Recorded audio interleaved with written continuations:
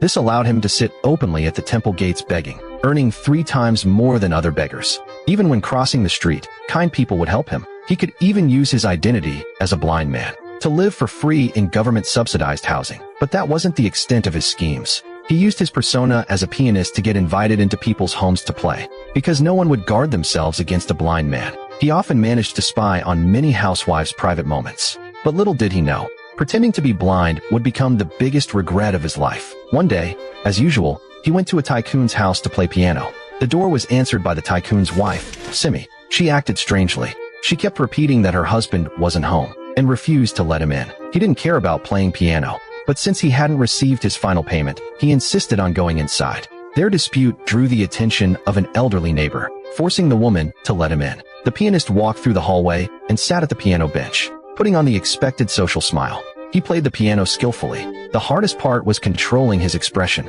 because directly in front of him was a corpse lying in plain sight. He forced himself to stay calm. After finishing one piece, he asked to use the restroom to catch his breath. He groped his way into the bathroom, standing perfectly still as he urinated, because just around the corner, a tall man with a gun was standing guard. If they discovered he was faking blindness, he'd be killed on the spot. He quickly zipped up, feeling along the wall back to the piano to keep playing. He eventually managed to leave the house safely. He got into a rickshaw and headed straight to the police station to report the crime. But just as he was about to tell the police what he'd seen, the police chief walked in from behind a door. And the chief was none other than the armed man he'd seen earlier. The man was terrified. He picked up a glass of water from the table, trembling as he drank. He could only make up an excuse about losing his cat. But no matter how much he explained, the chief's suspicions weren't eased. The chief insisted on going home with him to investigate, to verify whether the pianist was really blind. The chief tried everything he could think of. Finally, he pretended to stab him with a knife, to see if he would flinch. But to his surprise, the pianist dodged every test perfectly. The chief sighed and left the house. The next morning, the famous celebrity's body was discovered. To clear her own name, Simi lied, claiming the celebrity left home with 10 million in cash. She colluded with the police chief to frame an innocent man, making him the prime murder suspect. But at the celebrity's funeral, a new problem arose. The celebrity's elderly neighbor told a police officer that on the day of the crime, someone else visited the house besides the pianist. The officer reported this to the chief. The chief panicked, because that third person was himself. He decided he had to silence the old woman permanently, but the pianist was fearless. A few days later, he returned to give piano lessons to the celebrity's daughter. As the elevator doors opened,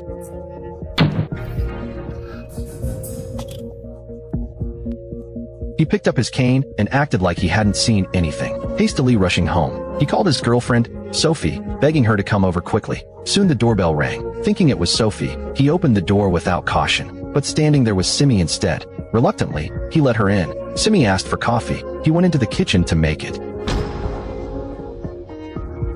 trying to stay calm, but his hands were shaking uncontrollably as he held the tray. Simi picked up a gun and pointed it at him. She looked ready to pull the trigger at any moment. He was terrified and quickly swore that he would never reveal what he knew. But as he stood up, he realized he couldn't move his arms or legs. It turned out, the real danger came from the piece of candy Simi had handed him when she arrived. Before losing consciousness, his mind was filled with only one thought. Sophie was about to arrive, but even that sliver of hope was quickly extinguished. Previously, he had offended the kid downstairs. The kid had secretly recorded a video of him pretending to be blind and sold the footage. Sophie saw the video and realized he had been lying to her. Furious, she stormed upstairs and knocked on his door. But the person who opened the door was Simi, disheveled and half-dressed. Sophie was stunned. She rushed into the bedroom and found the man lying naked on the bed. Enraged, she concluded he was a scumbag who faked blindness to seduce women. She stormed out in anger. When the man opened his eyes, he discovered he couldn't see anything at all. This time, he was truly blind. He grabbed his cash and passport, preparing to flee abroad to escape the assassins. But the police chief had already broken into his apartment. He seized the opportunity, and in a panic, stumbled to the windowsill, leaping out without hesitation. In desperation, he fled blindly, crashing into a utility pole and collapsing. Ironically, that fall saved him from the police chief's pursuit. He was picked up by a rickshaw driver who took him to an old clinic, begging the doctor to fix his eyes. The doctor pretended to agree but had sinister motives. One day, they laid him on the operating table. He suddenly sensed something was wrong. He struggled with all his might, but 3 people pinned him down, telling him they could sell his kidneys for 100,000, and then injected him with anesthesia.